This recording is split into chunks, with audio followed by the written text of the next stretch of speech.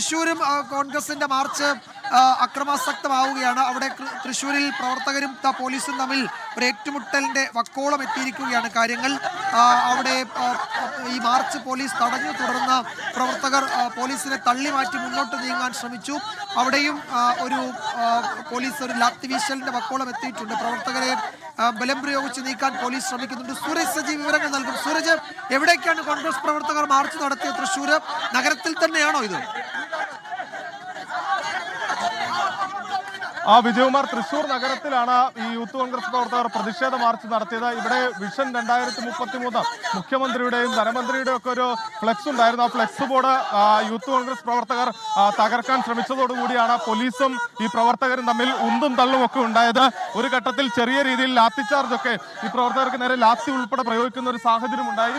തൃശ്ശൂരിലും ശക്തമായ പ്രതിഷേധം അരങ്ങേറുന്നുണ്ട്. വലിയ പോലീസ് സന്നാഹമാണ് തൃശ്ശൂരിലുള്ളത്. പ്രത്യേകിച്ച് വിജയകുമാർ, തൃശ്ശൂരിലെ ഒരു സാഹചര്യം എന്ന് പറയുന്നത് മുഖ്യമന്ത്രി കൂടി തൃശ്ശൂരിലുണ്ട്. നിലവിൽ രാമനിലയത്തിൽ മുഖ്യമന്ത്രി ക്യാമ്പ് ചെയ്യുന്നുണ്ട്. അല്പം മുമ്പാണ് മുഖ്യമന്ത്രി നാളത്തെ പരിപാടിയിൽ പങ്കെടുക്കുന്നതിന് വേണ്ടി തൃശ്ശൂരിലേക്ക് എത്തിയത്.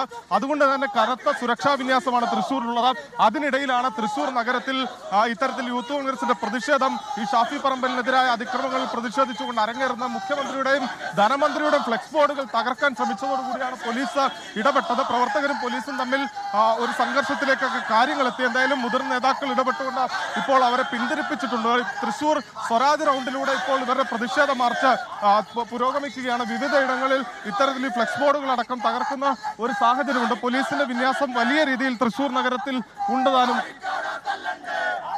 മുഖ്യമന്ത്രി തൃശ്ശൂരിൽ എത്തിയിട്ടുണ്ട്. രാമനിലയത്തിൽ അദ്ദേഹം അല്പസമയം മുമ്പ് എത്തിയിട്ടുണ്ട്. നാളെ മുഖ്യമന്ത്രിക്ക് തൃശ്ശൂരിലും കൊച്ചിയിലും പൊതുപരിപാടികളുണ്ട്. അപ്പോൾ തൃശ്ശൂരിൽ മുഖ്യമന്ത്രിയുള്ള സമയത്ത് തന്നെയാണ് സ്വരാജ് റൗണ്ടിൽ യൂത്ത് കോൺഗ്രസിന്റെ ഈ പ്രതിഷേധ പ്രകടനം ഏതാണ്ട് കുറച്ച് അക്രമാസക്തമായി നേരത്തെ മാറുകയും ചെയ്തത്.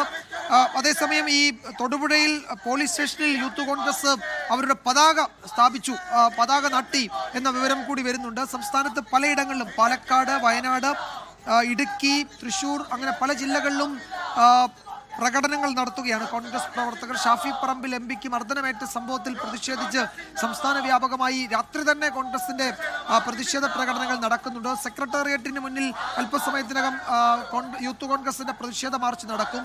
കോഴിക്കോട് യൂത്ത് കോൺഗ്രസ് പ്രവർത്തകർ പ്രതിഷേധിക്കും എന്ന് അറിയിച്ചിട്ടുണ്ട്. തൊടുപുഴയിൽ ഈ ദൃശ്യങ്ങൾ നമ്മൾ കാണുന്ന അവിടെ കോൺഗ്രസിന്റെ പതാക പോലീസ് സ്റ്റേഷനകത്ത് അകത്ത് സ്ഥാപിച്ച മട്ടിലാണ് അവിടെ പ്രതിഷേധം മാറിയിരിക്കുന്നത്. ഇപ്പോൾ ലോകത്തെവിടെയായാലും ഏത് സമയത്തും 24 വാർത്തകളും ഓഗ്മെന്റഡ് റിയാലിറ്റി പാക്കേജുകളും എക്സ്പ്ലെയിനറുകളും വിശദമായി കാണാൻ ഞങ്ങളുടെ യൂട്യൂബ് ചാനൽ നിങ്ങൾക്ക് സബ്സ്ക്രൈബ് ചെയ്യാം.